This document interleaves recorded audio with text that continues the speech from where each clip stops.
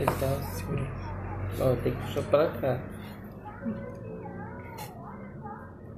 Isso. Aí. Beleza. Tá bom, sim. Pode deixar. Sim. Tá aumentando a foto? Tá escuro. Tamanho do meio. Tá bom. Então são 19h30. Uma boa noite a todos. Boa noite. Vamos então dar início com uma leitura para nos harmonizarmos.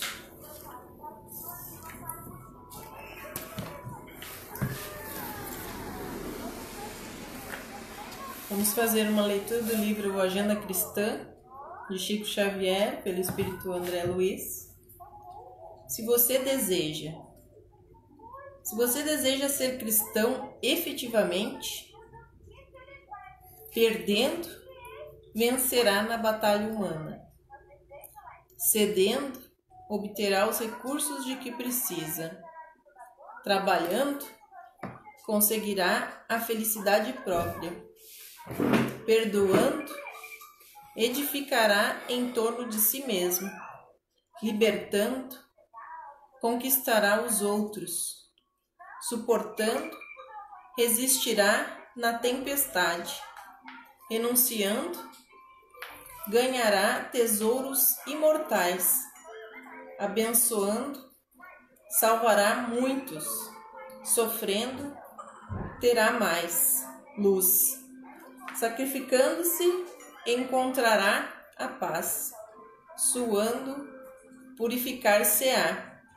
Amando, iluminará sempre.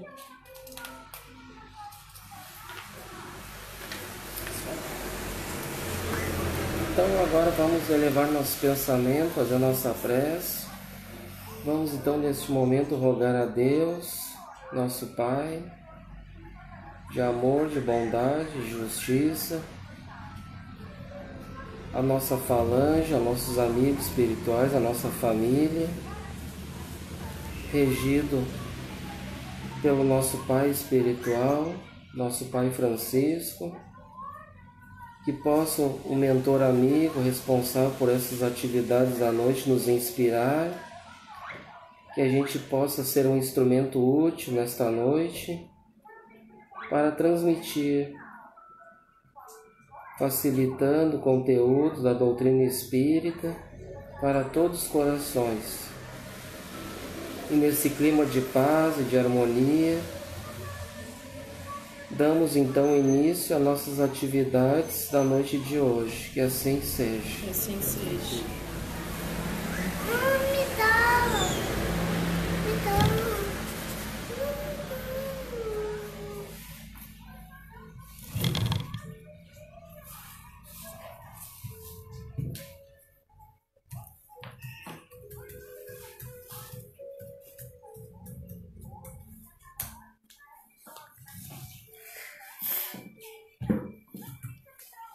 Então a gente está agora retomando, então estudando o livro A Gênese, os Milagres e as Predições segundo o Espiritismo, um livro da editora Celd.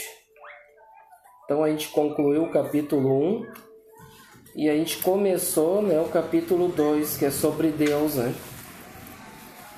Então a gente vai estudar a existência de Deus, da natureza divina, a providência e a visão de Deus. Então a gente deu início, a gente foi até o item 3.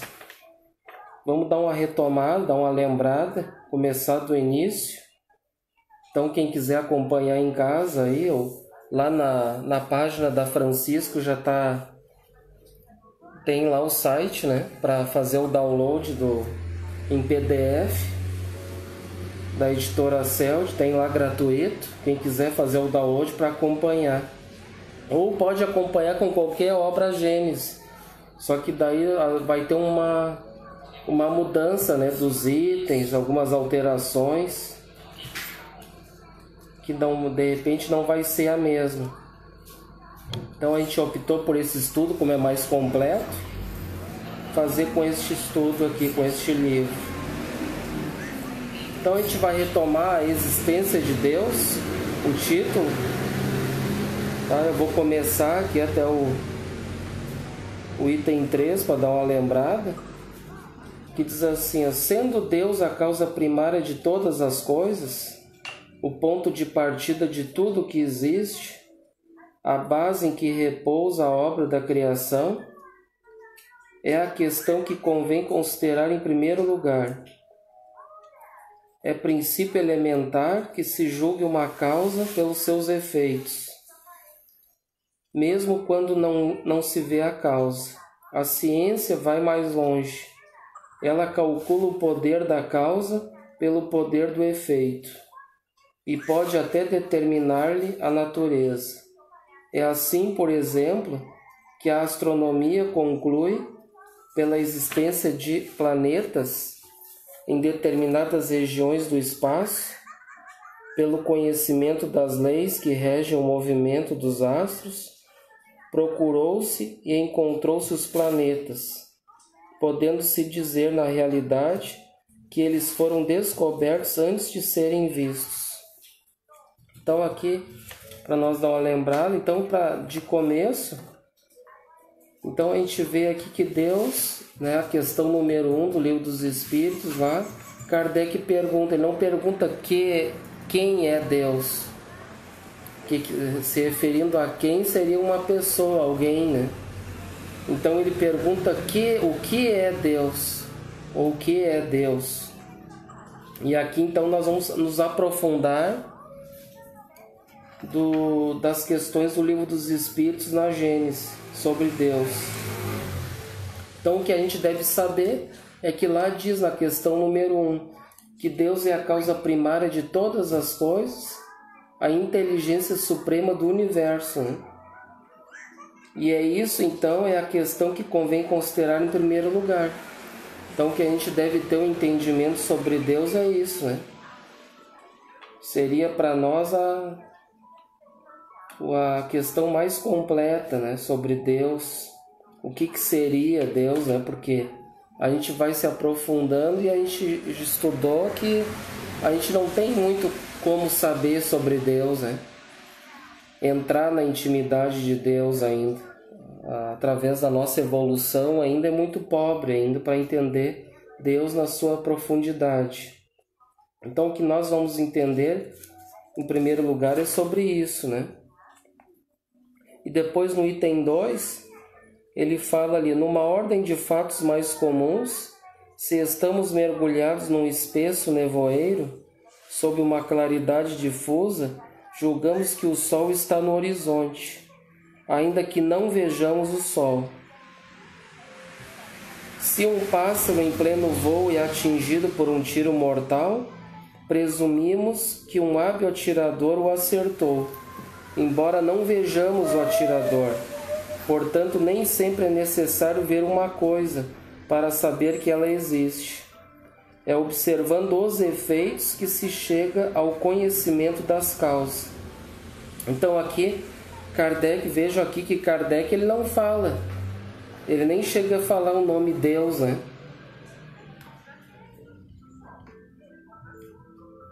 Ele nem chega a falar o nome Deus. Ele fala aqui no final, ó, então a gente observando os fatos,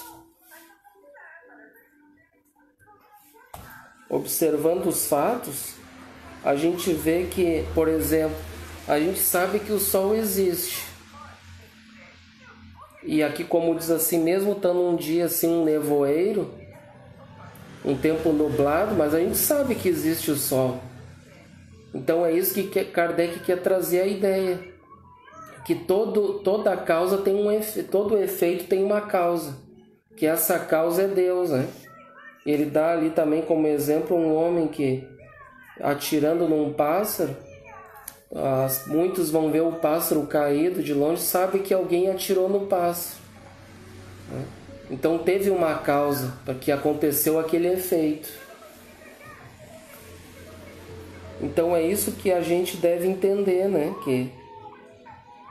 Por isso que nós estávamos comentando que Deus é a causa primária de todas as coisas. e que nós seríamos o efeito dessa causa, né? Então o Criador e nós criaturas, tudo criação divina e regida pelas leis, né? Todo o universo regida por leis.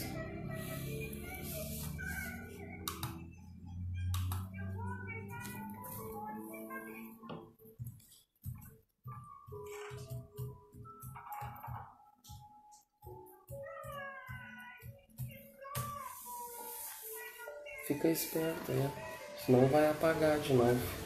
Aí, Ele pega apaga de aí, vez. pega aí. Ele apaga de vez. Não era para ele apagar assim. Então agora vamos pro item 3. Quer ler para nós? Lê com calma, tranquilo, tá? Não tem pressa. Um outro princípio, também bastante elementar e passado ao estado de axioma, por força da verdade, é que todo efeito inteligente deve ter uma causa inteligente. Se alguém perguntasse quem é o inventor de certo mecanismo engenhoso, o arquiteto de determinado monumento, o escultor de tal estátua, ou pintor de tal quadro, que passaríamos de quem respondesse que todas as obras se fizerem sozinhas.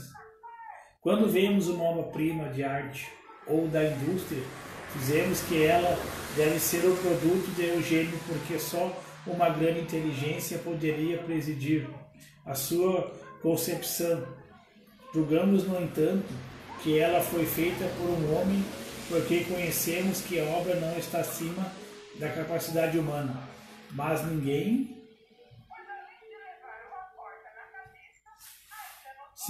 terá a ideia de dizer que ela saiu do cérebro de um idiota, de um ignorante, e menos ainda que ela é trabalho de um animal ou do produto do acaso. Então aqui no item 3, ó, ele fala, aqui tem uma pergunta que ele faz, ó. Se alguém perguntasse quem é o inventor de certo mecanismo engenhoso, o arquiteto de determinado monumento, o escultor de tal estátua ou o pintor de tal quadro, que pensaríamos de quem respondesse que todas essas obras se fizeram sozinhas? Então aqui é uma pergunta que ele faz, né? Então é a mesma coisa, todo autor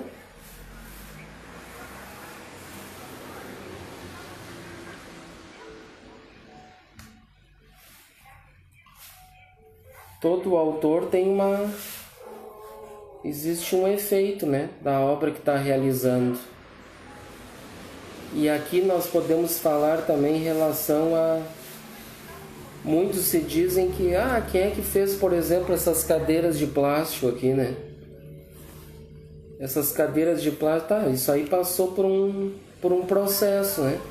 Uma fábrica produziu, né? Foi de plástico, material, polietileno, e aí foi injetado esse material numa máquina. Então teve toda uma mão de obra, todo um planejamento, né? Para que essa cadeira chegasse a ser útil para todos.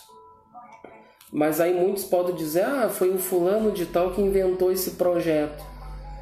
Tá, mas e esse elemento que foi feito, essa cadeira, esse produto, no caso, esse agente que foi o ingrediente principal para a cadeira, que no caso é o polietileno, por exemplo, né? Que é um plástico, né, que é injetado para fazer essa cadeira aí. Da onde que vem esse plástico, essa obra-prima, essa matéria-prima, né? Ela vem do petróleo. Né? Então quem é que inventou o petróleo? Foi Deus, né? Ninguém pode dizer que foi um ser humano, não. O Ederson foi lá e fez o petróleo, não. Nem aqui no caso, hoje eu comentei com um amigo meu. Aqui pra nós, a gente parece que tá só porque tá esse caos aqui, a política aqui. Aqui tá um ruim de morar. Mas lá no Iraque, lá tu fura um buraco pra achar água, tu achar petróleo. E tanto que lá espera de 50 pila um litro de água. A gasolina lá tá aí é gratuita, né?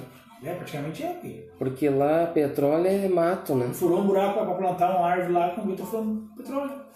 Então esse petróleo a gente sabe que é da natureza e que é uma criação divina, né? Foi uma criação. E o homem não criou o petróleo. Então, ou seja, nós somos co-criadores, né? Co-criadores de tudo aquilo que Deus nos forneceu, que Deus criou. Então a gente se utiliza desses materiais da natureza para poder fazer as obras, né? Para co-criar. Então o homem, ele elaborou, ele projetou a cadeira ou outras coisas. Mas essa matéria-prima, né, que foi uma matéria-prima modificada, retirada da natureza, né, que veio do petróleo, então a origem foi Deus que criou, né? Então todo efeito tem uma causa. E essa causa então esse efeito também teve uma causa inteligente, né? Porque, como disse aqui, por trás disso tudo teve uma inteligência humana que se utilizou dessa matéria-prima da natureza para co-criar, né? Realizar coisas. Mas quem é que deu a inteligência humana? Não foi criada assim do mar. Eu criei a inteligência humana. Quem é que deu a inteligência humana? Foi Deus. Porque ele que criou o espírito, né? O espírito, ele criou o espírito praticamente perfeito, né? Então, ele tem cada um vai assim, hoje, a partir de agora, tu vai criar o polietileno que vai sair daqui, tu fazer isso aqui, fazer aquilo ali. E assim, cada um foi fazendo a sua parte. Deus criou o espírito, que é o ser inteligente do universo, e que para a gente lembrar, criou simples e ignorante, né? Para nós lembrar que a gente foi criado então sem saber nada. Então a nossa inteligência foi gradativa, né? Foi evoluindo. A gente não foi criado já inteligente, né? A gente foi criado simples e ignorante, sem saber, com as leis na consciência para progredir, para evoluir. Então a gente vê que tem uns que são mais inteligentes, outros são menos inteligentes. Por exemplo, tem cientistas, né? Tem engenheiros que, como a gente comentou, que eles co-criam, eles fazem um projeto de uma cadeira, de outras coisas, de um computador, por exemplo, um celular, né? Ele precisa de uma inteligência para poder fazer aquele projeto, né? Que vai bastante tecnologias, né? Tudo, né? Existe todo um processo para fazer aquilo tudo e por trás disso tudo tem uma inteligência, né? E que isso ele foi evoluindo com o tempo, né? Para trazer isso tudo, essa bagagem.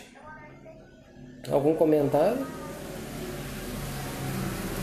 Então, vamos para o item 4, tá? Tu quer ler o item 4? Em toda parte reconhecemos a presença do homem pelas suas obras. Se chegássemos a uma terra desconhecida, mesmo que fosse um deserto, e descobríssemos o menor vestígio de trabalho humano, concluiríamos que os homens habitam ou habitaram essa região. A existência dos homens antediluvianos não se provaria somente pelos fósseis humanos, mas também e com igual certeza pela existência nos terrenos daquela época de objetos produzidos pelo homem. Um fragmento de vaso, uma pedra talhada, uma arma, um tijolo, bastarão para comprovar a sua presença. Pela rudeza ou perfeição do trabalho, reconheceremos o grau de inteligência ou de adiantamento daqueles que o executaram. Se então, estando em uma região habitada exclusivamente por selvagens, descobrimos uma estátua digna de Fídias, não hesitaremos em dizer que os selvagens eram incapazes de ter feito, que ele deve ser uma obra de uma inteligência superior à inteligência dos selvagens. O que entenderam aqui do item 4? Ali fala sobre a existência dos homens antediluvianos, ó. Então esse antediluvianos, ou seja, então são homens que viveram o período antes do dilúvio, né? Do dilúvio que aconteceu. E tem muitas interpretações que dizem que o dilúvio não aconteceu no mundo inteiro, que aconteceu apenas numa região, né, ali onde eles habitavam, que aconteceu. E eles então, vivendo ali, acharam que tinha alagado tudo, né? Isso quem diz é a maioria, né, dos intérpretes aí do Evangelho, do Velho Testamento. A maioria tem essa tese, né? E que a gente sabe que pode ser também uma coisa simbólica também, né? Que tem todo um estudo por trás disso tudo, que tem uma mensagem, né? Um ensinamento. E então esses homens aqui antediluvianos, então aqui está dizendo que antes deles poderia ter provas, né? Como diz aqui, de fragmentos, Então o que eles usavam? Então antes do dilúvio era um período primitivo, né? Então eles usavam lá, a maioria usava, por exemplo, a pedra talhada, né? Afiavam as pedras, né? Então usavam nas pontas de flecha. Então o que poderia encontrar provavelmente para aquela época eram esses tipos de coisa. Então vejo que conforme os períodos, a evolução do homem, a inteligência, até como a gente estava comentando, a inteligência vai progredindo, né? Ela vai progredindo. Hoje, se a gente comparar, olha a tecnologia que tem hoje, né? E cada vez está melhorando mais. Estão até cortando aço, ferro com água, né? Eu já vi, corta com água. Que nem corta com maçarico, com a solda, com água. Imagina água, normal. Eles montaram uma máquina que toca um jato muito forte, que aquilo ela faz desenho no aço e faz o que tu quiser ali. Bota o desenho na máquina e faz com água. Sim, é a tecnologia, né? E antigamente, que nem nessa época atrás, não tinha isso aí. Se eles montar uma ferramenta, tinha que quebrar uma pedra, tinha que enfiar uma pedra, fazer uma lança, tinha que fazer uma ponta numa pedra.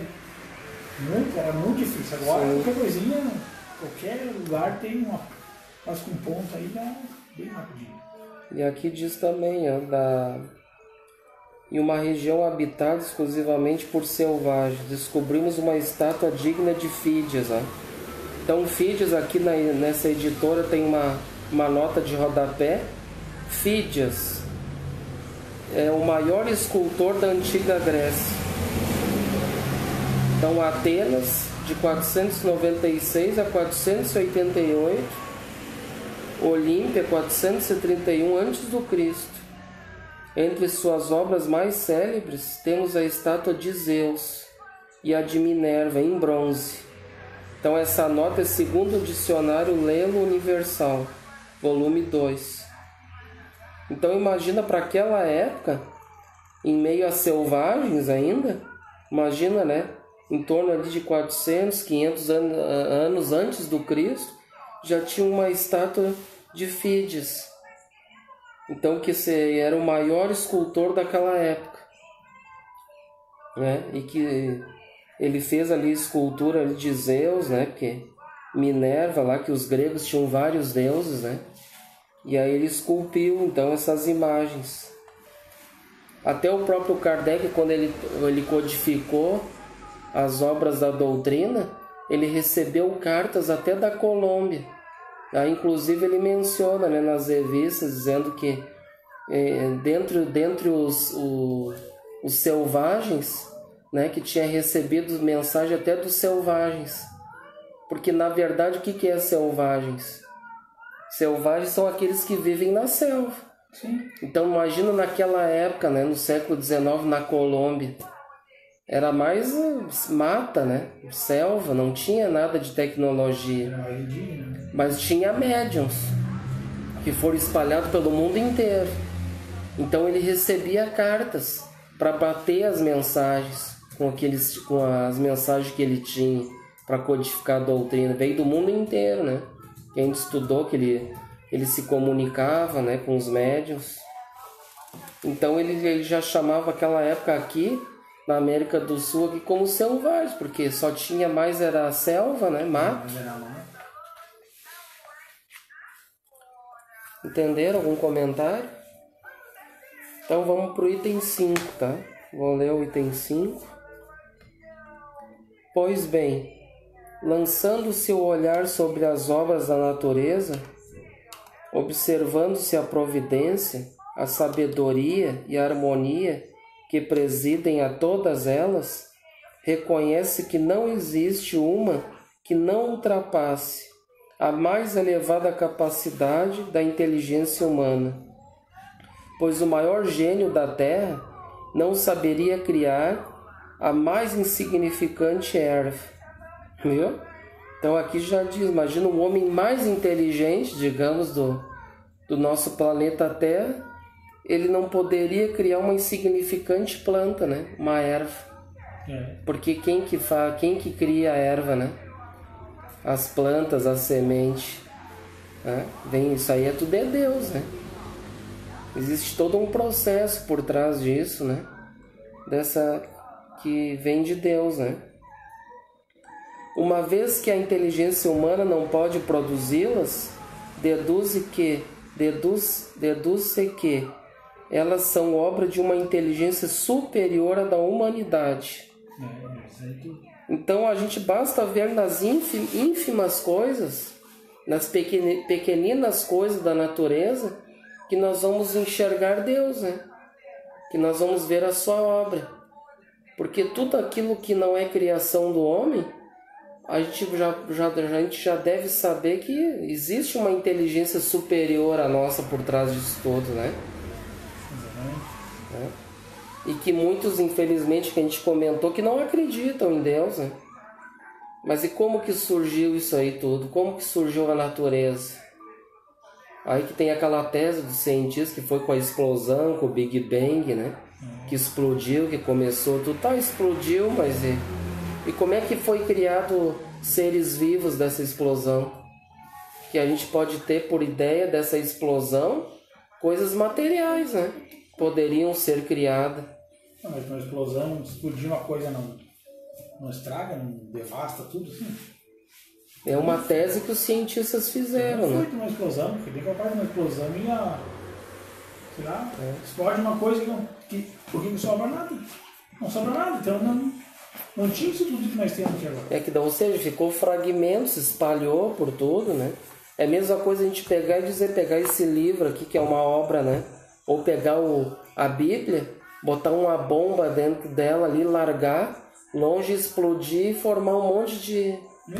né? Formar o que tem em tese aí. No caso, pegar uma Bíblia, no caso, pegar um dicionário, por exemplo, né? Pegar um dicionário, um Aurélio, botar a bomba e sei lá, surgiu um monte de frases, né? Dessa explosão, é a mesma coisa, né? É uma tese, né? Que eles têm como uma explosão que se criou, que se formou outras coisas. Né? Explodiu um dicionário, tá, mas... Aí se criou uma Bíblia daquele dicionário, dessa explosão. Se criou outros livros. Nem fala quando teve os dinossauros na Terra. Veio um meteoro do céu e matou os dinossauros. E aí, se matou os dinossauros, matou toda a vida que tinha naquela época. Isso é uma questão daí já de evolução, né? Aí dá um caso... De um planeta que era primitivo, que passou por uma transição ali, né?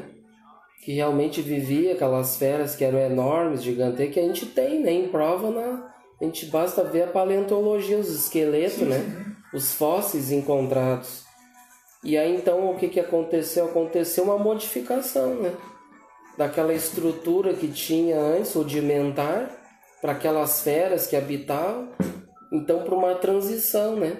Para modificar o nosso planeta, para começar a surgirem, né, pessoas, né, homens, né? Surgirem aqueles tipos macacóides que começaram lá, né? A evolução humana. Então tudo são períodos de transição, né? Que acontece. E se a gente parar para ver hoje, Hoje, o que acontece? Não acontece tsunamis, terremotos e tudo mais? E está acontecendo, né? Sim, acontece. Né? Então são modificações que vai acontecendo no nosso planeta Terra e vai modificando essas estruturas, né? Para novas etapas. Tudo vai se modificando. E na verdade vai se aprimorando, né? Vai se aperfeiçoando. Se a gente comparar lá com o tempo dos dinossauros para hoje, olha quanta coisa que mudou, né? Sim. Então tudo é evolução, né? Mesmo nas regiões mais atingidas por terremotos, tsunamis, a gente vê na TV aí, ou na própria internet mesmo, lá no Japão, na China lá, dá um tsunami hoje, daqui a 2 meses já tá tudo normal de novo. São evoluídos, vocês, sei lá, devastam a cidade toda, daqui um mês, que nem Hiroshima ali, a bomba que largaram lá, não matou milhões de japoneses, milhões de pessoas. Não tá tudo reconstruído de novo, tudo no lugar dele de novo. Tudo vai ser. E onde é que a gente parou aqui? Sobe no 6 lá no... A gente concluiu o 5? Sim. Então o 5 é isso, né? Aqui não, aqui diz assim, ó, a gente falou até da erva, né? Então a gente pode saber que essa inteligência superior à humanidade, essa harmonia e essa sabedoria se estendem desde o grão de areia, desde a mais simples forma de vida, até os inumeráveis astros que circulam no espaço. E é preciso concluir que essa inteligência alcança o infinito, a menos que se diga que há efeito sem causa. Viu? Então é aquilo que a gente estava vendo, né? Desde um grão de areia, tudo que existe no universo, né? Que tudo teve uma causa inteligente, né? E um efeito disso tudo. E que muitos não conseguem. Se o universo é infinito e Deus está sempre criando, né? Não para. Nós, na nossa ignorância, os cientistas eles conseguem até ir até um alcance X, né? De planetas, de visualização, né? De saber o que existe no universo. Mas existe muito mais coisas, né?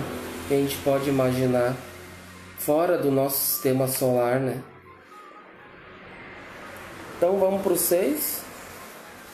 A isso alguns opõem o seguinte raciocínio: as obras ditas da natureza são o produto de forças materiais que agem mecanicamente por causa das leis de atração, repulsão. As moléculas dos corpos inertes se agregam se desagregam sob o poder dessas leis. As plantas nascem, brotam, crescem e se multiplicam, sempre da mesma maneira, cada uma na sua espécie. Por efeito dessas mesmas leis, cada indivíduo se assemelha ao seu ascendente. O crescimento, a floração, a frutificação e a coloração sobre subordinados a causas materiais, como o calor, a eletricidade, a luz, a umidade, etc. O mesmo ocorre com os animais. Os astros se formam pela atração molecular e se movem perpetuamente em suas órbitas por efeito da gravitação. Essas regularidades mecânicas no emprego das forças naturais não revelam uma inteligência livre. O homem movimenta seu braço quando quer e como quer, mas aqueles que o movimentassem no mesmo sentido, desde o nascimento até a morte, seria um autômato. Ora, as forças orgânicas da natureza, consideradas com o seu conjunto, são de certo modo automáticas. Então vamos dar uma paradinha aqui, porque o texto é longo. Então aqui ele está se referindo às obras, né? Na natureza. Então que tudo é regido por leis. Então vejo que na natureza através dessas leis que Deus, né, colocou no universo. Então tudo vai, essas espécies de plantas, por exemplo, ela vai florescendo, né, vai crescendo. Tudo vai tendo o seu curso natural dentro da vida, dentro da natureza. Aqui ele diz assim como se fosse autômatos, né? Ou seja, então tudo aquilo que não tem uma livre inteligência, como diz aqui, nós somos livres para pensar, para agir, né? Nós temos essa lei de liberdade. Nós somos livres de pensamento e inteligência. Mas a natureza, que é regida por leis, aqui diz que são como autômatos. Então elas mesmas vão fazendo o seu processo dentro da natureza, né? E toda ela vai crescendo, vai seguindo um processo, né, que Deus criou conforme aquele planeta, vai se multiplicando. Então tudo é útil na natureza, desde aquele inseto mais insignificante ao vermezinho, né? Tudo é importante na natureza, porque eles vão dando sequência, eles vão sendo autômatos, como diz aqui. Eles não têm a liberdade de pensamento, mas eles vão fazendo o sistema como se fosse um sistema automático, né? Eles mesmos vão trabalhando e vão criando, vão cocriando, vão, né, fazendo crescer, fazendo se proliferar, né, a natureza, os próprios animaizinhos, os vermes e tudo mais. Tudo é importante na natureza. E aí, aqui como ele disse, se um homem nascesse, né, e movimentasse o braço sempre no mesmo sentido, ele também seria um autômato. Ele não ia ter uma liberdade de pensamento, de ação. Ele ia fazer sempre aquele mesmo movimento repetitivo. E podemos dizer, tá, até como um relógio, né? Também está sempre fazendo o mesmo movimento, né? Sim. Um pêndulo de um relógio vai sempre fazendo aquele mesmo movimento ali. Então são sistemas autômatos, né? Automáticos, né? Que tudo é regido por essas leis que existem no universo. Já nós, a gente pode ter a liberdade, né, de ação, de pensamento, de agir na natureza, como a gente diz, de utilizar daquilo que Deus nos deu, né, nos emprestou, na verdade, né, que a gente tem tudo como empréstimo para nós, para a gente realizar as obras, para co-criar com Deus, né? E aí então nós vamos usar da nossa inteligência para co-criar as coisas que existem, né? A tecnologia, como a gente disse, está cada vez evoluindo, crescendo mais, né? Sim. Tudo vem da natureza, a gente precisa da natureza, porque sem a natureza a gente não consegue, né, evoluir, a gente não consegue co-criar, né? Imagina se a gente não tivesse a luz solar, né? Fosse sempre noite, se não tivesse chuva, como é que nós não iríamos nem sobreviver num planeta totalmente árido, né? Sem chuva? Quanto tempo nós ia ficar vivendo sem água, sem sol? A própria natureza não vive sem água, né? Sem a chuva, sem o sol. Tudo é necessário para que haja um crescimento, haja uma evolução. E a gente se utilizar de tudo isso para a gente, né, evoluir a nossa inteligência, nos aprimorarmos. Que nem a gente viu lá desde lá do tempo lá das cavernas, lá, né? Que eles usavam aquelas pontas de pedra e coisa, aí foi evoluindo, até chegar o dia de hoje, né? Hoje, como a gente consegue já cortar metais com vários tipos de tecnologia, né? Com corte a água, com corte a fio, com corte a laser, vários tipos de cortes, né? Então são exemplos, né? É isso. Então aqui a gente parou nos automáticas, né?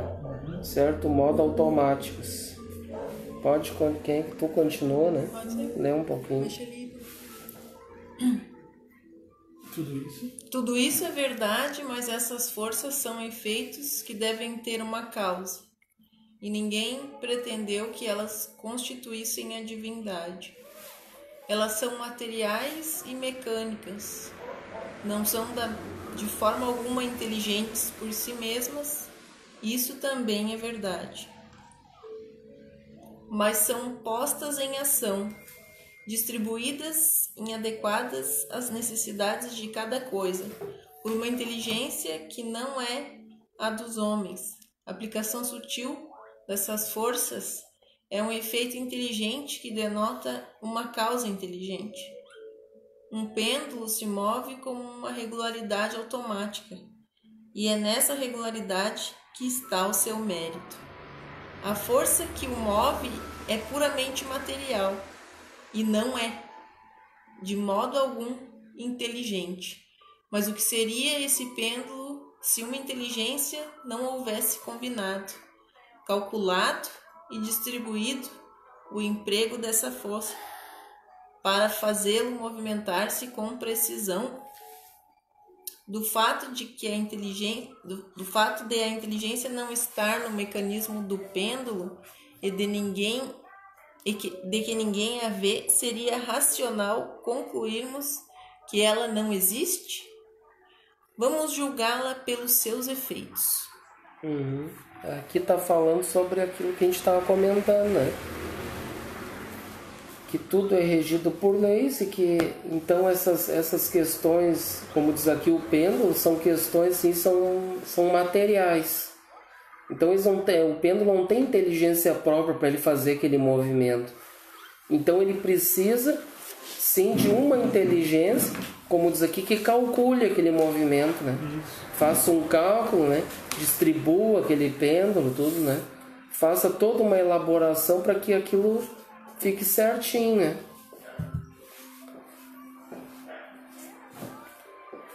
Então tudo que diz aqui é referente às questões materiais, né? Que tem essa inteligência por trás disso tudo. Vamos continuar aqui, ó. A existência do relógio atesta a existência do relojoeiro, ó.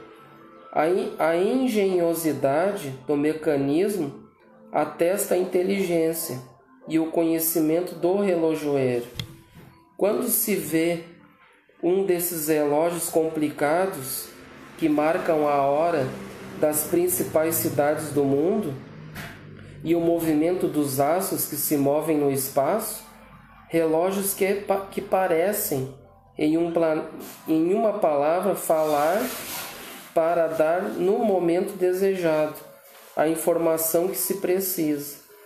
Jamais veio ao pensamento de alguém dizer: eis aí um relógio muito inteligente.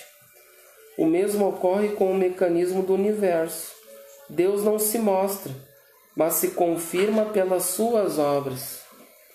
Então aqui dá comparação novamente, né? O relógio, mesmo o relógio, mesmo assim, digamos, o melhor relógio, mas ele teve uma inteligência por trás desse relógio, o relojoeiro, né? Ou aquele, no caso, o fabricante que fabricou aquela tecnologia, né? Naquela época, Kardec deu um exemplo como um relógio, né? Eles usavam até aqueles relógios de bolso, né? Naquela época. Hoje a gente já tem, né, novas tecnologias, a gente tem o celular, tem os computadores, tem novas tecnologias, e que tudo isso tem uma inteligência por trás, né? E aqui diz que o mesmo acontece no universo, né? E Deus não se mostra, mas ele se confirma pelas suas obras. Então tudo que existe no universo, né, é um efeito que exigiu uma causa inteligente, que é Deus, né, que criou tudo e que está sempre criando. E a gente sabe que a gente não vê Deus, né? A gente não vê. Depois a gente vai entrar nos atributos ali de Deus, aí nós vamos refletir melhor sobre as qualidades de Deus, né? Os atributos. Mas então tudo que a gente vê na natureza, fenômeno, a chuva, tudo, né? O mar, as plantas, tudo, então seria as obras, né?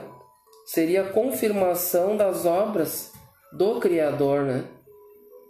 Então aí basta a gente ver que existe uma inteligência por trás disso tudo, né? Sim. Então vamos partir para o 7. Tem algum comentário? Vamos partir para o 7, então.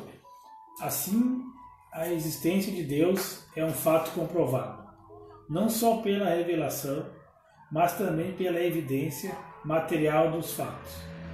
Os povos mais selvagens não tiveram revelação, entretanto eles creem instintivamente na existência de um poder sobre-humano e que os próprios selvagens não escapam às consequências lógicas. Eles veem coisas que estão acima do poder humano e disso conclui que elas provêm de um ser superior à humanidade. Aqui daí diz que já lá, né? Lá nos povos lá mais... Os povos mais... Até os povos selvagens, mesmo lá no primitivismo, existiam, né, aqueles tribos, né, aqueles que já acreditavam numa divindade, né, num Deus, né? E que eles até denominavam Deus como se fosse, né, um trovão ali, eles achavam que era Deus, né, que era uma divindade, ou outras coisas, né, que surgiam e eles tinham aquilo como Deus. Então eles já tinham na sua consciência que eles eram efeito de uma causa, que existia um Criador, um ser supremo, né, que eles já adoravam naquelas épocas, né, mesmo naquelas épocas mais primórdias, né. E aí então a gente vê que já tinha, né, esse pensamento de que eram criaturas, né, que adoravam um Deus, uma divindade. Então vamos para o item 8, ó. O título agora é da natureza divina. Então agora a gente vai estudar sobre a natureza de Deus, então, né? Quem eu? É? Não é dado ao homem sondar a natureza íntima de Deus. Temerário seria aquele que pretendesse levantar o véu que oculta de nossos olhos. Falta-nos ainda o sentido que só se adquire pela completa depuração do espírito. Mas se o homem não pode penetrar na essência de Deus, tendo como premissa a sua existência, pode pelo raciocínio chegar a conhecer-lhe os atributos necessários, uma vez que, reconhecendo o que ele não pode absolutamente ser, sem deixar de ser Deus, deduz daí o que ele deve ser. Acho que dá para falar dessa aí primeiro. Quer comentar isso aí? Tem gente que, né, não aceita Deus porque diz, eu não sei quem é Deus porque eu nunca vi. Isso que eu ia falar agora. Não sei quem é Deus porque eu nunca vi, não sei se é coisa que vocês inventaram, é da cabeça de vocês. Me perguntaram se eu acreditava em Deus. Eu falei que sim. Aí eu pensei no que um amigo meu me falou: olha a tua volta. Dá uma volta. Olha a tua volta que tu vê aqui. Tudo a criação dele. Tu não precisa ver ele. Ele vem aqui, ó, sou Deus, tô aqui. Não precisa.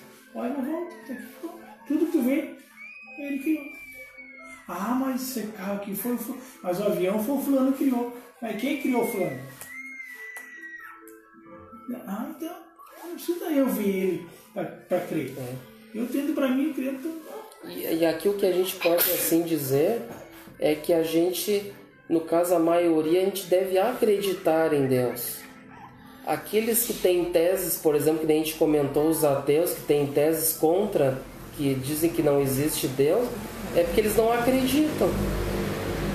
Então o fato tem a ver com a maturidade também do espírito, de já acreditar. Como a gente estava comentando, por exemplo, se a gente não vê o sol, mas a gente sabe que existe o sol, a gente sabe que existe a lua, e às vezes não tem a lua de noite no céu, mas a gente sabe que existe a lua. Tá ali, né? Então o fato é a gente crer, é acreditar. Essa é que é a grande diferença. Então esses que se dizem ateus, que não creiam, que não acreditam, eles têm tese contra porque eles não querem acreditar, né? Realmente eles não querem acreditar. E muitas vezes tu pode falar, tu pode mostrar tudo, mas é uma questão íntima, né? De cada um, né? De nós termos já na nossa consciência, já conforme a maturidade do espírito, ele já ter essa maturidade de saber, né? Que existe um Deus, um Criador, que somos, né, criaturas divinas, né? Que a gente não precisa ver Deus para acreditar, mas a gente sabe que existe esse ser supremo do universo, né? Causa primária, inteligência suprema. E para nós espírita, que a gente já se aprofunda mais, então muito mais o que a gente pode ter o conhecimento sobre Deus é isso que a gente está estudando. Que a gente não pode se aprofundar na natureza íntima ainda de Deus, né? Porque daí a gente já não tem essa evolução para isso, para atingir essa visão, entrar nessa intimidade divina. Aí somente, por exemplo, o Espírito Crístico, né? Como Jesus, que ele já diz que ele é uno com o Pai, ele e o Pai são um, né? Então ele já tem essa intimidade com Deus. E que mostra, através das suas obras, quando ele esteve aqui, mostrando as obras de Deus, né? Do Criador, realizando seus prodígios, né? E que foi o co-criador do nosso planeta Terra, junto com uma pleide de espíritos, né? Então ele já tem toda uma evolução para co-criar, né, planetas, né? Então mostrando para nós o que é o Pai, né? Que ele se refere a Deus, ele já não se refere a Deus, ele não se refere a Deus, ele se refere sempre ao Pai, né? Ao Pai, porque ele já se sente, já como a gente comentou no estudo anterior, ele já se sente como filho de Deus, na sua intimidade, né? Então ele está junto com o Pai ali, ele sente o amor do Pai, ele vive esse amor com intensidade e distribui, né? E mostra para nós que existe esse Pai por trás disso tudo, né? E que todos nós podemos chegar lá, né? Através dessa perfeição relativa, né, que o Cristo chegou, que é o convite, né? Sede perfeitos, né? Vós sois Deus, né? Podeis fazer o que eu faço e muito mais, se o quiserdes. Então, claro que a gente vai ter que trabalhar muito, né? Muito para um dia chegar lá, né? Mas o caminho é esse, e ele é o caminho, né? Ele é o caminho que nos conduz a esse Pai. Que, como ele diz, não existe outro caminho senão por ele. Porque ele que conduz nós, ovelhinhas, né? Que é por isso que nós somos comparados realmente como um rebanho, como ovelhinhas que a gente não, né? A gente não tem conhecimento das coisas ainda. A gente é inocente, né? Perante as coisas do universo, né? Perante a intimidade de Deus. E aí então o nosso Mestre Jesus vai nos conduzindo, né? Nos conduzindo, se nós nos comportarmos, seguirmos fielmente o seu propósito ali, praticando as suas virtudes, ficarmos junto com o seu rebanho, aí sim, né? Nós vamos acompanhando aquilo e vamos crescendo, né? Vamos crescendo. Só que a gente tem o livre-arbítrio, a gente pode se afastar desse rebanho, né? E que muitos de nós se afastamos, né? A gente se afasta. Mas o objetivo é que um dia todos nós vamos estar juntos, né? Vamos estar novamente nesse rebanho. Voltar para a casa do Pai, né? É quando Jesus diz que a gente voltar para a casa do Pai, a gente está voltando para esse rebanho e que Jesus é o bom pastor, nos conduzindo então à felicidade, né? A felicidade suprema. Então a gente tem que procurar realmente, né? Entrar na linha, né? Entrar na linha, porque aquele que não entra na linha, ele não está praticando as virtudes. Mas para muitos é difícil entrar na linha. Porque assim, se eu ir por isso aqui é ruim, que é muito difícil.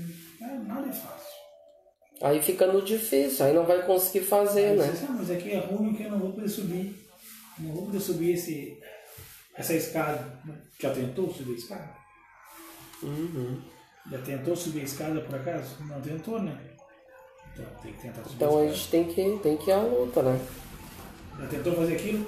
Não tentei, mas ele Tem que tentar. Pelo menos tentou, foi lá, tentou fazer. Mas não tenta. Ficou ali, mas eu vou para ali que é mais fácil. Quando vê, se perde. Aí já, depois de se perder, daí, calma, e daí Deus me ajuda. Daí, entendeu? Ele tá ali no caminho, ele tá te mostrando o caminho, mas tu não quer ir por ali. Eu quero ir por aqui. Mas não, mas o caminho é aqui comigo. Não, eu quero ir por aqui. Eu não vou pelo calçamento, eu vou pelo asfalto que é melhor. Aí chega lá, a gente já tem um buracão que não consegue atravessar. E não tem como voltar. E aí? Fica ruim. Uhum. A gente parou onde ali, tá? Sem o conhecimento, né? Sem o conhecimento dos atributos de Deus, seria impossível compreender a obra da criação. É o ponto de partida de todas as crenças religiosas. E é por não terem se reportado a esses atributos, como ao farol capaz de orientá-las, que a maioria das religiões errou em seus dogmas. As que não atribuíram a Deus a onipotência imaginaram vários deuses. As que não lhe atribuíram a soberana bondade fizeram dele um Deus ciumento, colérico, parcial e vingativo. Então aqui Kardec nos mostra que muitas das religiões, e que a gente passou por muitas das religiões no passado, e que então não conhecia esses atributos da divindade. Porque se conhecesse os atributos, então não ia ter, como existe ainda até hoje, muitos deuses, né? Que nem, por exemplo, lá o hinduísmo, lá os hindus, lá, eles têm mais de 3.000 deuses. Para tudo tem um Deus, para esse pedaço de papel tem um Deus, para aquilo tem um Deus. Os deuses que vê na Índia lá, né? Isso. Os deuses que é a Kira e... Tem vários deuses. Vários deuses. Aí imagina, mais de 3.000 deuses, hein? Então se conhecesse... Então veja como a gente está atrasado aí na nossa humanidade, né? No nosso planeta. Outros que acreditam em outros deuses, né? Como outras culturas. E aí então se nós conhecesse que dessa onipotência, né, divina, que Deus é o Todo-Poderoso e que existe um Deus, né, aí então já não ia mais ter tantos deuses, né, como se tem tantas crenças ainda até hoje. Um Deus e um Jesus, né, porque ainda tem gente que acha que o Deus deles é diferente e o Jesus deles também é outro. Pois é, daí eles ficam... Muitas vezes mudam... O terceiro de Jeová são assim, né?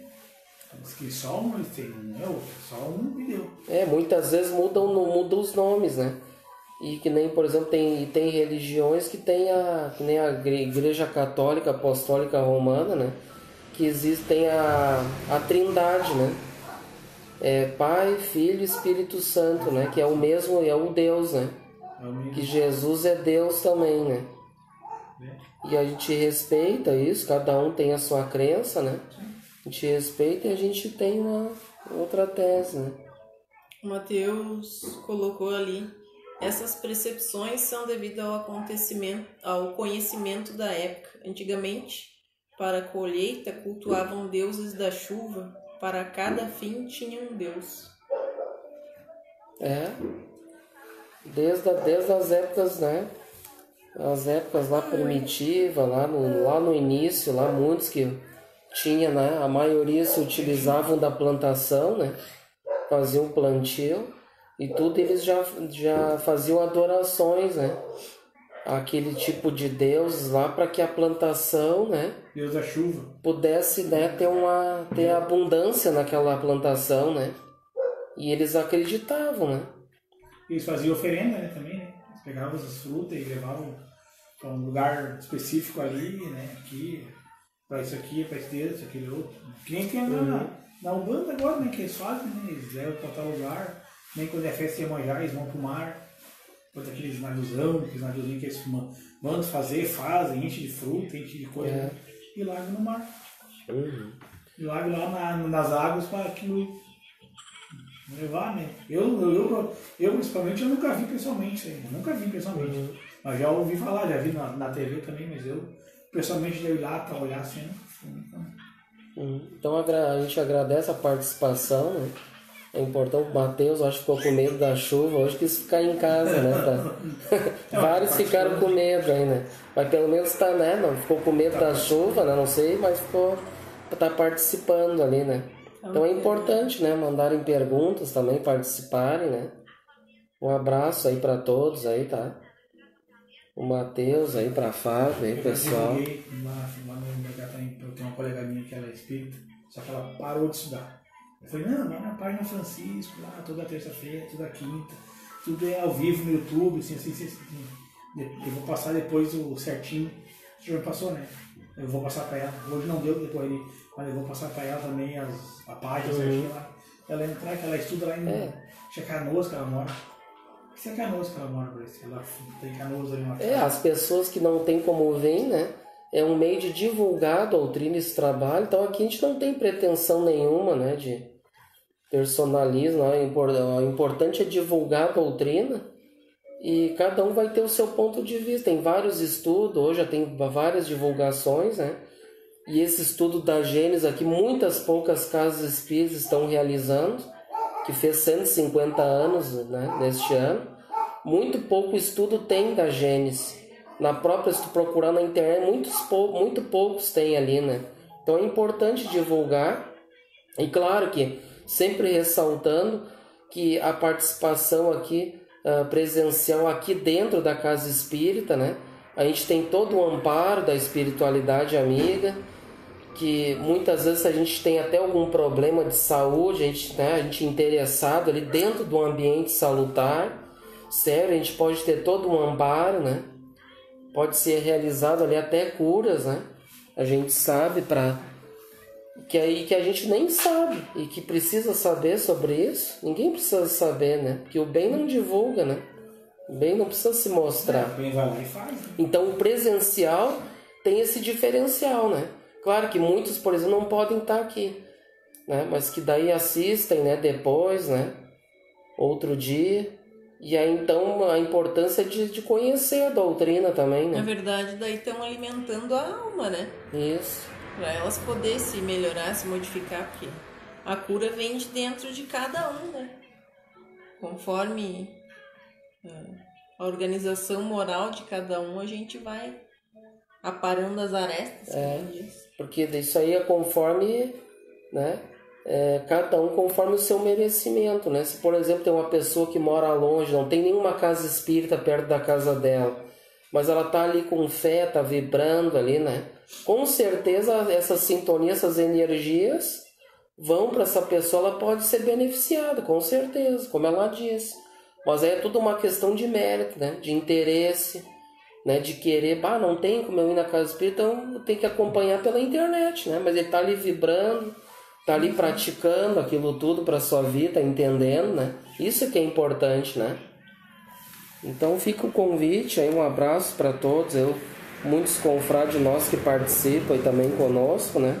Que é importante essa divulgação, compartilhem. Depois, agora é ao vivo pelo Facebook, depois esse vídeo eu vou mandar para o YouTube também, que lá vai ficar arquivado lá na playlist também da Associação Espírita Cristã Francisco de Assis, né? Então aqui é esses deuses, né? Retomando o assunto. Então, como o irmão disse ali também, então sempre tinha essas adorações a deuses, né? Deus da colheita, Deus do vinho, né? Deus disso, Deus daquilo, né? Para abençoar aquilo, eles acreditavam para que aquilo pudesse, né? Ter abundância, né? Que pudesse ser abençoado aquilo tudo, né? Então sempre teve, né? Deuses. E hoje, acredito hoje aqui, principalmente aqui no Brasil, onde a gente vive, né? Que a maioria são religiões cristãs, então que já acreditam num Deus, né? Não existem mais vários deuses como em outros lugares, né? Que geralmente aqui praticamente no Brasil que está predominando é a católica, né? A católica humana, né? Aí no caso, mas tem um Deus só. Os outros são tudo no caso dos espíritos, né? Para ajudar. Que nem na doutrina espírita, né? É um Deus só. Mas tem vários espíritos para ajudar. Tudo ali tem eles têm os santos deles, os espíritos vêm junto para ajudar, para dar aquela força, né? Tem empurradinha para... E na verdade Deus, né, cria todos nós, criaturas, seus filhos, para que possamos ser colaboradores dele, né? Nessa lavoura divina. Então ele nos cria porque todos nós temos um propósito na vida, né? Todos nós, mesmo aquele acha, mas eu estou aqui vivendo uma vida, né, sem sentido, eu estou com uma doença, não sirvo para nada. Todos nós servimos, todos nós temos um propósito, né? E que devemos nos considerar. Aí entra a importância de nós nos colocarmos como filhos do Pai, né? Porque se eu estou passando por uma dificuldade, eu devo, através da oração, rogar ao Pai, né? Orar para que Ele me ajude, me dê força a superar aquela dificuldade. E que hoje, na doutrina espírita, a gente tem mais, né, o conhecimento dos porquê, né? Das aflições, o porquê que acontece as aflições, os sofrimentos, por que a gente passa por isso, né? E a gente deve passar com resignação, né? Com fé, com força, com coragem, pedindo forças a Deus para que passe. Então é um diferencial. Aquele que tem uma crença, que acredita e tem fé, né? Que coloca tudo nas mãos de Deus ali, né? Solicitando amparo, ajuda, porque nós não somos nada sem Deus. Então muitos daqueles que se colocam como criaturas inúteis, né, que eu não sirvo para nada, mas foi uma criação divina, é uma inteligência do universo, e que se colocando e pensando dessa maneira pode colaborar, né? E tantas coisas a gente pode colaborar, né? Fazer, né? Em primeiro lugar, fazer ações em primeiro lugar para nós mesmos, né? Realizar coisas boas, praticar as virtudes nas nossas vidas, entrando em harmonia, em equilíbrio, e aí então eu já posso então auxiliar os outros, né? A partir do momento que eu entro numa harmonia com a espiritualidade, com o próprio Criador, e aí então eu entro nesse equilíbrio, praticando, fazendo os esforços que a gente deve fazer, que a doutrina nos ensina, eu posso auxiliar mais pessoas, ser útil, né? É isso que Deus quer de nós. Mesmo que eu realize, mas eu posso fazer só uma mínima coisa, mas não importa, né? A gente sempre comenta até dentro dos próprios centros espíritas, né? Mas o que eu posso fazer? Eu sou tão ignorante, não posso fazer nada.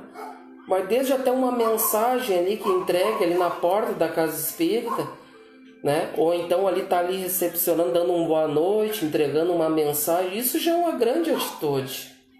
E isso aí todos nós podemos fazer, né? Todos nós não podemos fazer isso? Sim, podemos. Não é uma coisa simples? E que não é um ato de caridade, de amor àquele irmão?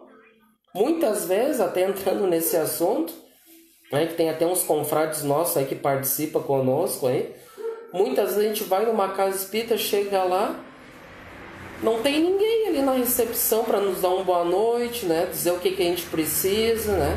O que a gente necessita, se está precisando de alguma coisa, o que tem. A pessoa chega ali, olha, às vezes a recepção está escondida lá, sei lá onde, num canto assim, escondida, uma pessoa sentada lá atrás. Tu tá indo pela primeira vez, tu não sabe, né? Então tudo a gente pode realizar, né? Tudo a gente pode fazer, basta querer, né? Sim. E tem tanta coisa, pode até... mas eu tenho vergonha de ficar lá na recepção. Mas pode varrer a casa espírita, pode fazer alguma coisa, tem esses trabalhos que a gente vai na casa das pessoas. Tem tanta coisa que pode fazer, né? Basta querer, né? Ser útil, né? Isso, só querendo ser útil, tá ali para ajudar Nem que for um pouquinho só, uma história. Que vai para ajudar. Tá sendo útil mesmo. Então agora aqui a gente vai entrar num atributo divino. Deus é a suprema e soberana inteligência. Então aqui a gente já vai adentrar os atributos de Deus, né? Então esse é um dos atributos, ó.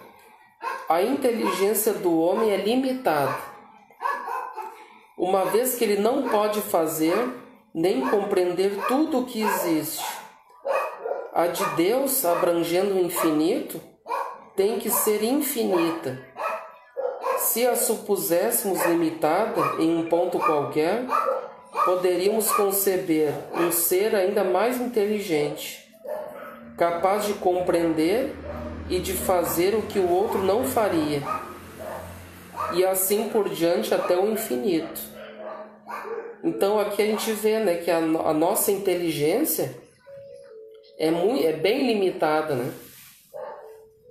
É bem limitada, principalmente nós ainda que somos seres ainda, né, que estamos na terceira ordem, terceira classe ali do Livro dos Espíritos, que são os espíritos ainda imperfeitos.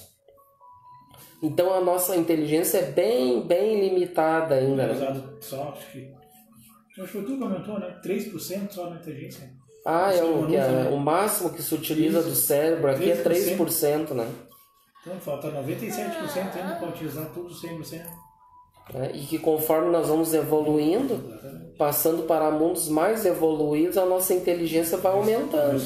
A capacidade vai aumentando. Nós somos a terceira pessoa do livro ali, dos espíritos, né? Estamos na terceira ordem. Né? Terceira ordem. Vamos passar para a quarta ordem, vamos vai dando uma... Vamos aprender, tem que nem aprender a ler, escrever, tu vai aprendendo a ler, tu lê uma palavra hoje, uma palavra amanhã, quando vê, né? Escrever também, tu escreve uma palavra hoje, mas eu sei fazer, agora faz a outra, aí dá, né? Quando vê, tu faz. Então a inteligência é limitada, né? E assim como todos nós somos limitados, e quando nós chegarmos a ser um espírito crístico, um dia que todos nós vamos ser um dia, né? Então nós vamos ter uma inteligência ali relativa a Deus, né? Não igual a Deus, como diz aqui. Porque daí então, se tiver outra inteligência, por exemplo, se nós determinarmos que Deus ele está em algum ponto específico, como diz aqui, né? E aí então ele é uma inteligência então circunscrita, né? Ele é uma inteligência ali que está em algum lugar, ali que está. Que nem muitos dizem que Deus é um velhinho de barba, né?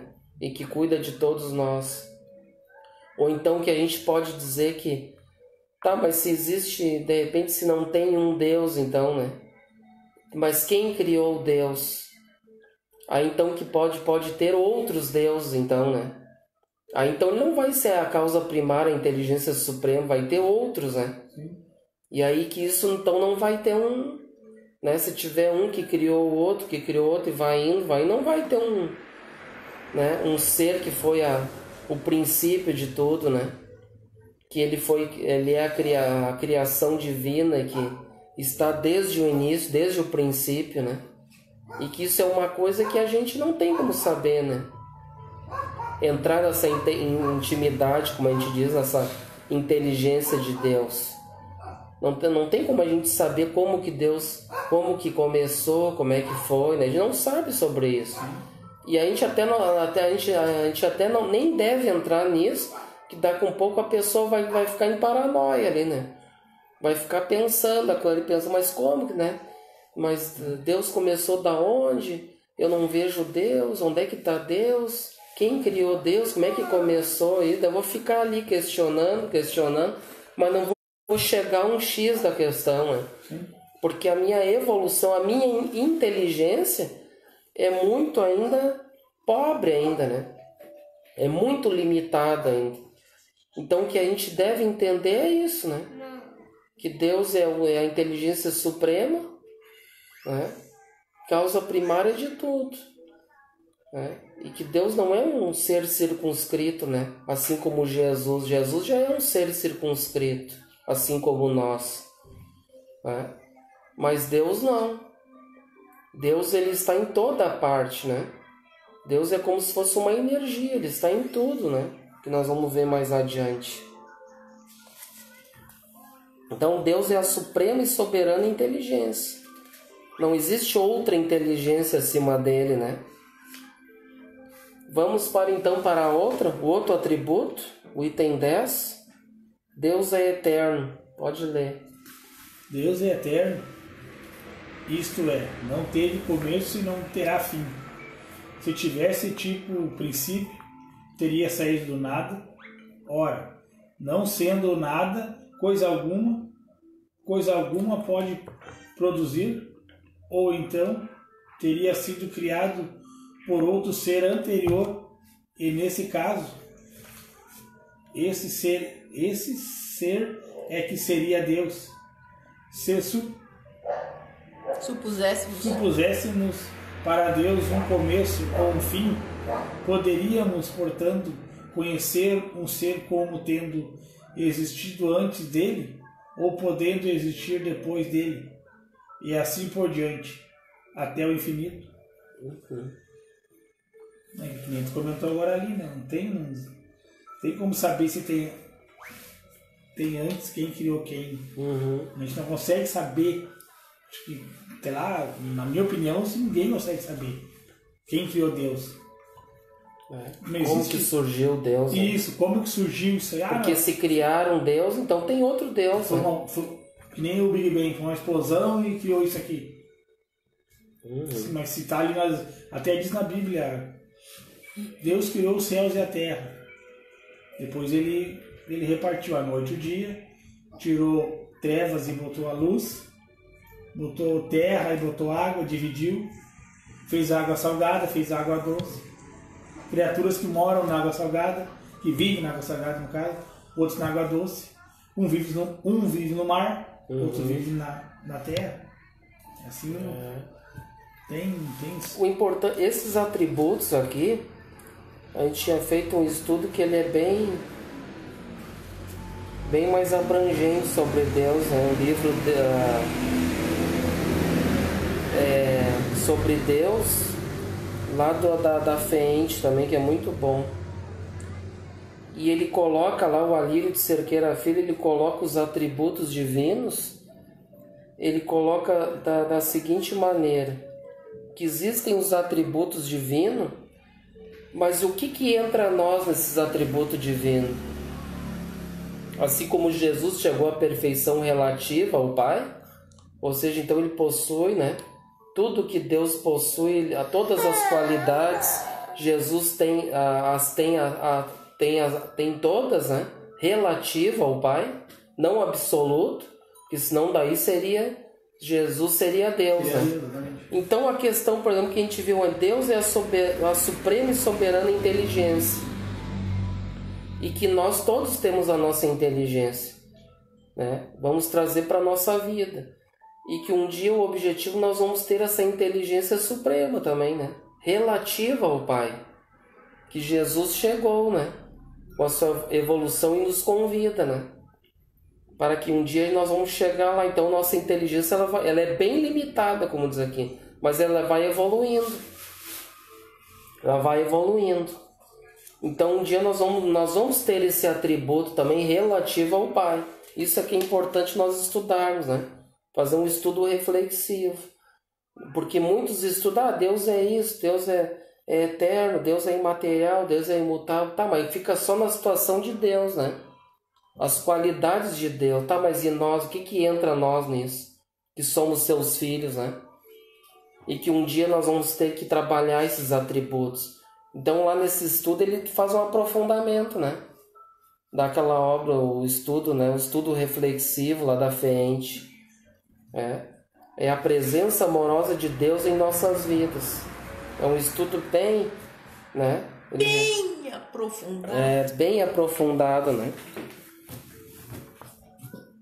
Então aqui no Deus é eterno. O que entra para nós essa eternidade? Nós também somos eternos? Sim. Mas não igual a Deus. Porque Deus é eterno. Por que Deus é eterno? Porque a diferença de eternidade é que Deus não teve um começo e não terá um fim. Então o que a gente deve entender? Que se Deus não teve um começo, né, e a gente não conhece esse começo, então, ou seja, então não tem outro Deus. Porque se ele tivesse um princípio, ou fosse criado, como diz aqui, então teria um outro Deus que criou esse Deus, né? Sim, não seria eterno. Mas ao nosso entendimento do atributo que diz aqui, Deus é eterno. Então essa eternidade que ele não teve um princípio. E como ele surgiu, a gente não sabe. Mas o que entra para nossas vidas, esse atributo, é que a diferença é que nós somos imortais. Porque a imortalidade, a diferença é que nós tivemos um princípio e que nós não vamos ter um fim. Nós não teremos um fim, né? Nós vamos evoluir até um dia chegarmos a ser um ser crístico, né? Como Jesus, né? Então nós somos imortais, né? E que Deus é eterno, porque Ele não teve um começo e nós tivemos. Essa é a grande diferença. E nós trabalharmos esses atributos e vejam como a doutrina espírita é importante para nossas vidas, para trazer para nós essas questões, essas qualidades. Não vai ficar essas qualidades só para Deus, né? Nós tornar Deus como um mito, né? Como fosse só Ele. Não, nós podemos chegar lá relativamente, né? Não como Ele, né? Podemos caminhar ao lado dele, né? Isso, chegarmos a ser unos, né? Como Jesus diz, né? Que Ele é uno com o Pai, né? Ele está junto, Ele e o Pai são um, né? E talvez por isso que muitas religiões colocaram essa passagem, por isso colocando Jesus como Deus, né? Sim, sim. Quando ele coloca que Ele e o Pai são um, né? Mas que ele sempre se refere ao Pai, né? O Pai. Os ensinamentos que o Pai me enviou, né? Então ele não é Deus, Ele né? se iguala a Deus, né? Ele nunca se igualou a Deus. Eu sou que nem meu pai, não, ele é. Ele é, no caso, ele é um degrau abaixo. Sim. E tanto quando ele diz, reconhecereis as minhas obras, né? Através das obras do Criador, que ele mostrando que ele é um co-criador, né? E que as obras que ele realiza são as obras divinas, né? Sim. Que ele veio aqui para realizar as obras do Pai. Divulgador das obras de Deus. Com o co-criador, né? Isso. Entenderam então? Então vamos para o item 11. Outro atributo divino. Deus é imutável. Se ele... É você? Se ele estivesse sujeito a mudanças, as leis que regem o universo não teriam nenhuma estabilidade. Então o que a gente entende sobre a imutabilidade aqui de Deus? Que ele não se transforma, né? Ele não muda. Então, ou seja, ele é imutável, é um ser que não muda. É um ser que não se modifica, né? E podemos dizer o que através dessa imutabilidade? Como diz aqui, ó.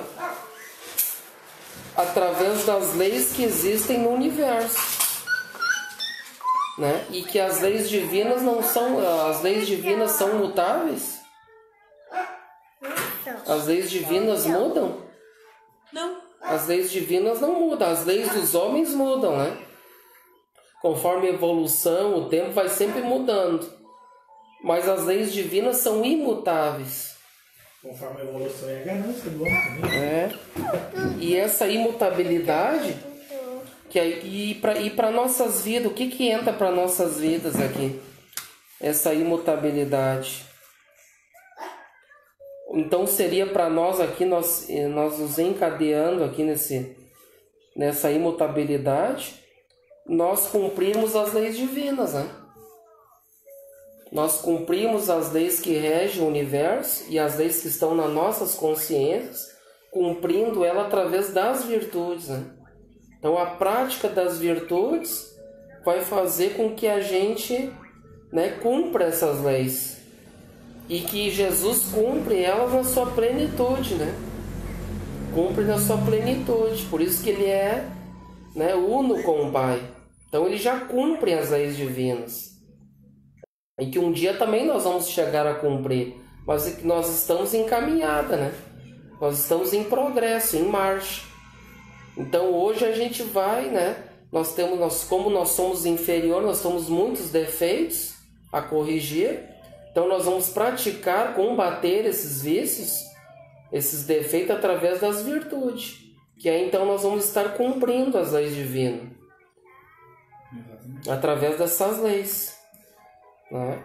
Então essa imutabilidade que Deus não modifica, né? E as leis também não se modificam, e que é um convite para todos nós cumprir essas leis que existem, né? Ok? Ok.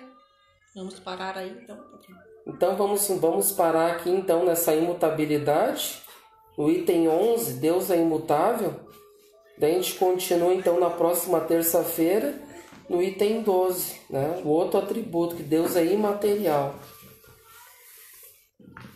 Anota aí, Fabi.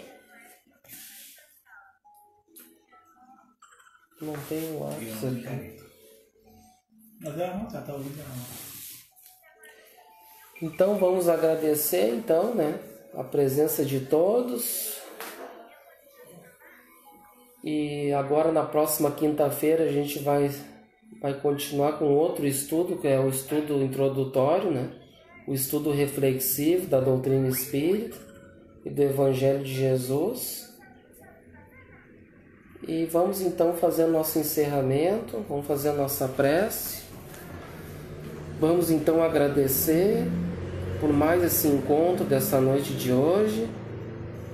Agradecemos pelos nossos familiares e amigos que estão presentes aqui conosco, nos orientando, nos iluminando, e que possam também auxiliar esses irmãos que não estão presentes na noite de hoje, dando bastante força, fé, perseverança, que não desistam dos seus ideais, de trabalhar junto com o Cristo, nosso Mestre, para que possamos tornar o nosso mundo, principalmente o nosso mundo interior, numa sementeira, uma sementeira de bênçãos, aflorando as virtudes dentro de nós, dentro do nosso sol, dentro dos nossos corações, que é o convite para todos nós, para o cumprimento dessas leis, para a felicidade que Deus, nosso Pai, quer de todos nós.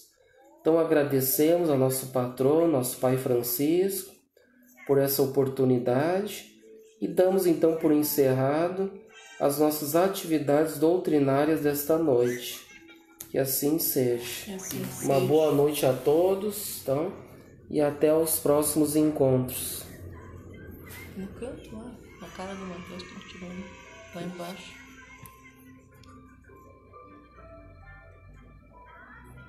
Não é aqui.